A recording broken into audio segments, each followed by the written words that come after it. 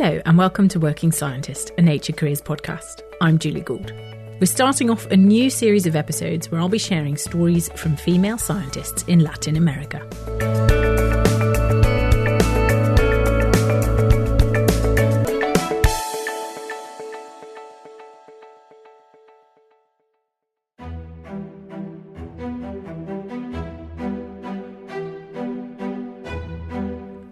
Working as a scientist in Latin America comes with its challenges, whatever gender you identify with. There's a severe lack of funding for science, there are difficulties in getting reagents, and there's a lot of political instability in many countries in the region. And yet for women, there are many other difficulties, and sometimes the women that I've spoken to feel that they are invisible. Yet in the face of the challenges that they have, female scientists in the region are making it work. They are forming alliances nationally and internationally to support each other so that they can each follow the career path that they are on. In this series of episodes, I'm going to share some of the ways in which female scientists in Latin America are finding things difficult. But also, I want to look at how they are facing these challenges head on. To start the series, I'm sharing part of a conversation that I had with Monica Stein. So my name is Monica Stein. I'm the vice-rector for Research, Partnership, and Collaboration at Universidad del Valle de Guatemala, based in Guatemala City. Monica works closely with people all around the world to try and strengthen science and technology ecosystems in Guatemala and the region. I reached out to her after I listened to a roundtable discussion hosted by Nature in 2022 about female scientists in Latin America. Monica spoke during this roundtable about the different frameworks that exist for supporting science and scientific research. I wanted to find out more about what frameworks exist in Guatemala for women and how she believes that they can and need to change to offer further support for the female scientists that work there. The interview starts with Monica giving us an overview of how the frameworks right now are not supporting women in science and are creating an unequal playing field. Frameworks are complex. If you want to develop both vocations, careers, and success in science and technology. So in order to have a vibrant and productive scientific community that encompasses different ethnicities and different genders, you need to be able to have funding for science. So that's the one people always think about. But you need to also have the administrative framework to assign that funding. You need to have talent that can access that funding and infrastructure to be able to work within. And that all sounds nice, but let's start with the talent part. If you want to do science, you have to start inspiring people and demonstrating to people that that's achievable from a very young age. In general, many Latin American countries have trouble inspiring vocations in science and technology because math is an issue. And that is very disparate between men and women in Latin America and in the entire world. So there's cultural norms and perceptions. That's one first issue, where women shouldn't be scientists or women don't have the talent to be scientists. And so in whatever framework that you want to achieve this, high-end goal of women doing scientific research and publishing, etc., you have to start years before, inspiring women and role modeling through women that are already in science, that it's achievable, that it's fun, and that all women can be scientists, engineers, or what have you if they want to. So that is a whole piece of work that has to happen during school and during college. Once you have those vocations, you've inspired enough people, you have to make them aware of the opportunity. So there's an access issue. So we already did cultural norms and perceptions, and now we're talking about access. Do women have equal access to education as men do? In some countries they do, in some countries they don't. What does access mean? Is it only that the university accepts men or women and they don't discriminate? No, it doesn't mean that. It means, are there other roles in terms of caretaking or work or what have you that are different between men and women? Are there preferences for a family to invest more in the education of a son than a daughter? Or Do you as a student have to pay for your own education? And how easy is it for a man versus a woman to get a job? And what's the pay gap? Most of our students, for example, work to pay for their studies. So if there's a pay gap, which there is in Guatemala between men and women, and if it's easier for men to have a job over women, then it's easier for men to study than women. So that there's that access issue. And then let's say that you finally inspired people, you got access, they're graduating. Now you really get into this systems, regulations, whether they're legal or other types of regulations that promote the success of women in science. And what you see in the United States, and you're starting to see in Latin America, and the statistics support that, is that we're getting more women graduating from university than men, also in Latin America, as an average. It'll vary from country to country, but then less women in graduate school in Latin America. In the United States, I think women in biological sciences are very high up in graduate school, but then they're very low in tenured professor positions. And what happens is you get married and you start having kids. And there are no support systems in Latin America for child caring, no robust support systems, certainly not in Guatemala, and much less in scientific systems where there's a tenure system and you're expected to maintain certain productivity in order to gain certain rewards. And that reward could be a position, or it could be just maintaining your job, or it could be going up the ladder. So we had, for example, interesting conversations with Argentinian scientists where they have, in some universities, a tenure system, and they don't stop the clock when a woman has a child. So the moment that you have a child and your responsibilities are split, which they shouldn't be split. You should be able to care for your child for a little bit. But your responsibilities are split, men will have an advantage because they're producing science more consistently and the clock doesn't stop for women. So things like that are things that if you have a framework of regulations and support systems at the scientific production level, productivity level, when you're already a working scientist, would help women achieve more success in science. And then I think finally, there's data and evidence that sometimes women's contributions or production gets ignored in collaborative research, or whether having a woman as a primary author gives you advantages or disadvantages. There was a survey in Central America regarding how many women scientists had positions and were publishing. And the big surprise was that in Guatemala, it was pretty equal between men and women, but it wasn't so in El Salvador, Honduras, and other Central American countries. So for some reason in Guatemala, at the level of scientific production, meaning how many papers you're publishing and whether women have jobs as scientists, we're doing pretty well, which was a surprise. But I know that in other countries, there are more positions filled by men and more papers published by men. Thank you so much for that overview of the current situation. But what do you envision for the future? What do you think these future supporting frameworks should look like? And how would you put them in place? Well, I think that it's all part of an educational journey. So if you want to, if science and technology organizations want to create that framework, they have to collaborate with other instances, like in Guatemala, ministries of education, or in the United States, education secretaries, etc. So what do I dream of? I dream of a system that collaborates with educational institutions to inspire and promote scientific vocations, whether it's for women, for low-income students, men or women, for different ethnic groups. I think that's very important because we are not going to be able to solve these really complex social problems that we have in Central America and other Latin American countries if we don't have a diversity of perspectives.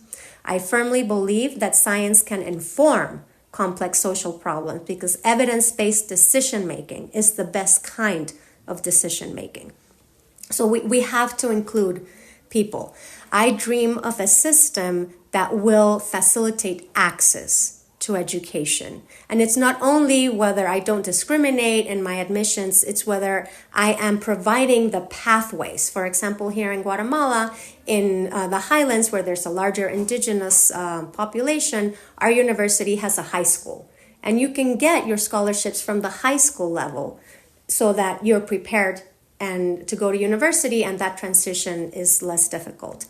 But that there's geographical aspects to that too. And parents naturally don't want to send their kids far away for high school. They're okay with university, but they're not okay for high school. So can we use technologies to facilitate access? How can we raise the level of science education in high school so that people don't have to leave their homes to get an education? So how do we facilitate access? And then we can get into, legal norms or regulations within our system of science and technology that will permit different groups to have more equitable standing and a fair evaluation and assessment so that you can keep going up, whether it's in your workplace or in a science and technology system. And then comes funding. Like, honestly, what we found is that if we have talent, the funding will come. And it's really nurturing that talent that we're really, really bad at. That's really interesting because I've almost heard the exact opposite, that you can't attract the talent if you haven't got the funding. So could you explain your thought a little bit more, please? Okay. So yes, you can't get the talent if you don't have the funding because you need the funding to make these, broad level changes. But what we have found at UVG is that it's not that much money that you need to make the changes. It's willpower and it's time. And yeah, time is valuable. So for example, taking the time to measure how many women are in your programs. We have this really successful Women in Engineering summer course that started as an experience for 25 young women from Guatemala City to come and learn about engineering. And after the pandemic became this big 600-woman course all over the country where we send them their boxes of material that is made in our makerspace, and we do it virtual. And sometimes we invite professors from MIT or other places to give them talks. And that's $15,000. Now, that might sound like a lot of money to some people, but in the grand scheme of an institution, it's not that much money to inspire 600 women or more every year. We have a lot of help from donors. So I think one of the secrets of success of this university is partnering. So being isolated is not a way to build a system. If you're going to build a system and an ecosystem, you have to collaborate, you have to be open. And so we have donors that help along the way. So I think that there's a lot of little steps you can take to inspire people and make them realize that they have a vocation and get interested in science that are not very expensive. Then there's the issue of access. Yes, of course you need scholarships for access. And I think it is a government's responsibility to be able to provide access to education. But as a university, you can advocate for access. You can also participate in how you structure that access. You can connect donors. And when I say I don't think money's the problem, is that really when you get a lot of people together and they each add a little bit, then the money comes. If you have a vision that you can pitch, the money comes. For example, we have this amazing new program with MIT, the Massachusetts Institute of Technology, and it's a $15 million program funded by USAID to strengthen the university science and technology ecosystem and entrepreneurship and innovation as well. And how do you get that? By having a vision and by having these little success stories that show that there's things you can do that are replicable and that have an impact and are measurable, and then the funding comes. That's my view on it. I love your positivity on this, but I know that not all institutions in Latin America are in a position where getting funding is as simple, especially those that are in countries where the political climate isn't favouring science and education, or at least not favouring it as much as you'd hope. So what advice would you have for them to build an ecosystem and to find funding and to build the infrastructure to support the scientists that are doing research there? I would like to clarify that the Guatemalan government is not giving the support that is necessary, and that when you compare investment in science and technology, we are at 0.03% of GDP. So we're one of the lowest in Latin America. I think that different Latin American countries have different regulatory frameworks, and that's a big challenge. For example, a challenge here that we have turned into an opportunity is that Guatemala is the only country in all of Latin America that does not have a higher education supervision body, so a quality supervision body. That's horrible. All Latin American countries and most countries in the world have some sort of state supervision entity that wants to improve quality. We've turned that into an opportunity because we're able to be more innovative sometimes than other of our colleagues or other institutions in some, especially South American countries, where it takes years to change the curriculum and it takes years to get a new program approved. So we've been able to innovate a lot easier. So I think those are the little challenges that get turned into opportunities. Another thing that Guatemala has, because there is no government support for education and higher education for sure, but also high school education, like there is in other countries, we've had to look outside. So we've gotten quite good at writing grants for international donors. And there are a lot of colleagues that are still literally battling with their national funding system.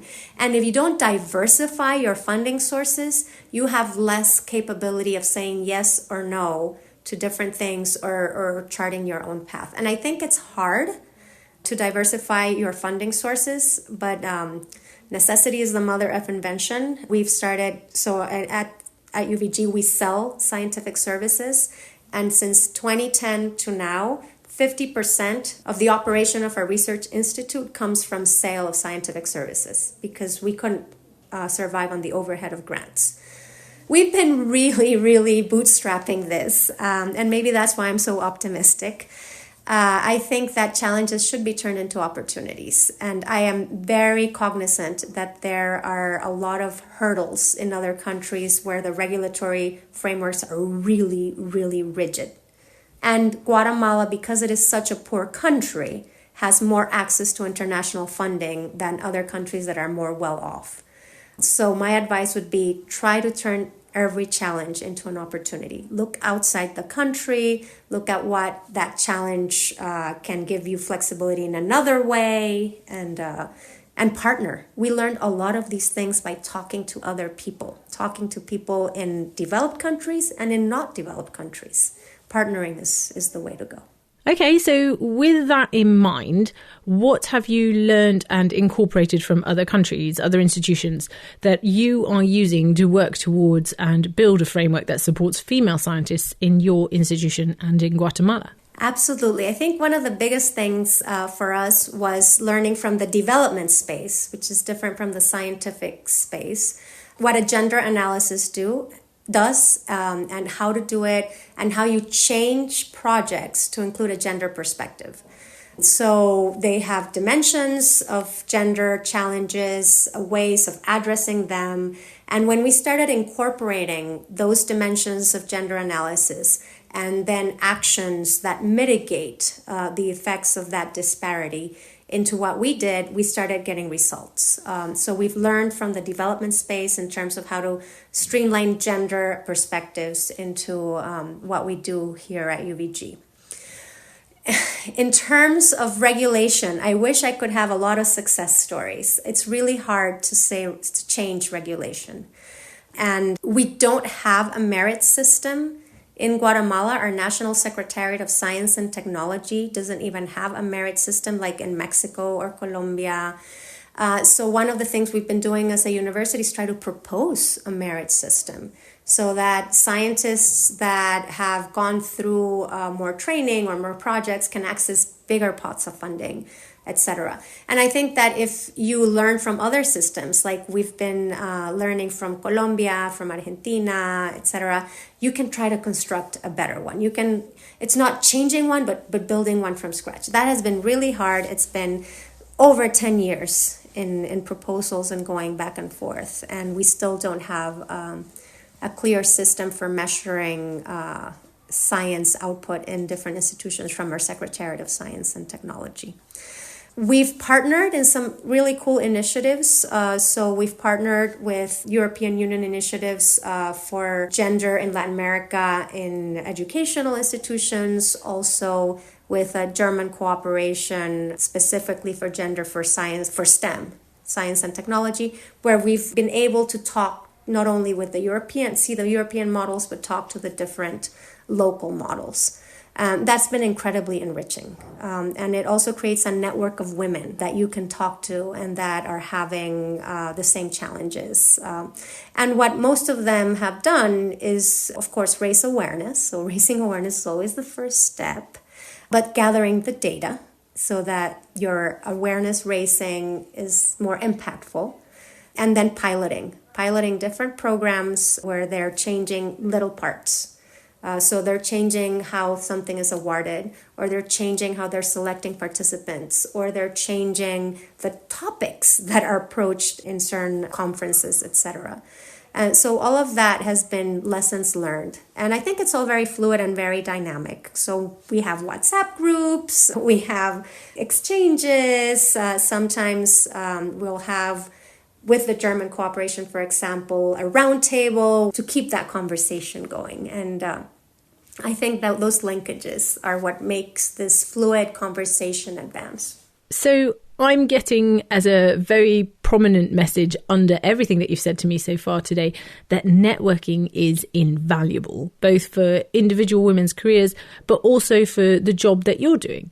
And that networking is one of the key tools that female scientists can have in a very large toolbox to help support their careers. Did I get that right? Absolutely. And you said it really well. It's not only your professional life, also your personal life. It's not easy being a human. And it's not easy being a woman. And I think that being able to connect with other people that are facing similar challenges and are solving them in different ways is incredibly valuable. We were asked recently, precisely by this German cooperation agency, who are setting up some other activities with female scientists, whether they should make them sectoral because of the language, just Latin America, just Africa, just Asia. And unanimously, all of us women from Africa, Asia, and Latin America said no. We have to make them general because we have learned so much about the different challenges different women in different cultures face. And in your personal life, of course, you need a village. You need a network of women that can be there for you in different aspects, even if it's just listening or if it's helping out, giving out ideas. And you need to be there for them. So we need to inspire other women. We need to mentor other women. We need to be available for conversations. We need to tell them it's okay to say no to a project because you're pregnant, just giving birth, or your child is young, which is something that is so common here in Guatemala. Women coming to me saying, if I don't take this project, my career is dead, but I have a 3-month-old. And being able to tell them, don't take the project. This happened to me, I didn't take the project, and it didn't affect, the overall scheme of things. And having them hear that from somebody that's been there gives them the courage to say, okay, I'm going to set limits. And I'm going to prioritize myself as well as my career with the limits that I decide are okay for me. Because I know that in the end, I will be able to find another step or another path. So what are the other tools that female scientists should have, whether they're in Latin America or anywhere else in the world? Mentoring is a big one. And it's not exactly networking, it's not exactly role models, but it's a little bit of both put together. I think mentoring is very important. If you mentor a woman, or if you mentor 2 women or 3 women, you have a big multiplying effect. I think that working on access is also very important. We already mentioned that.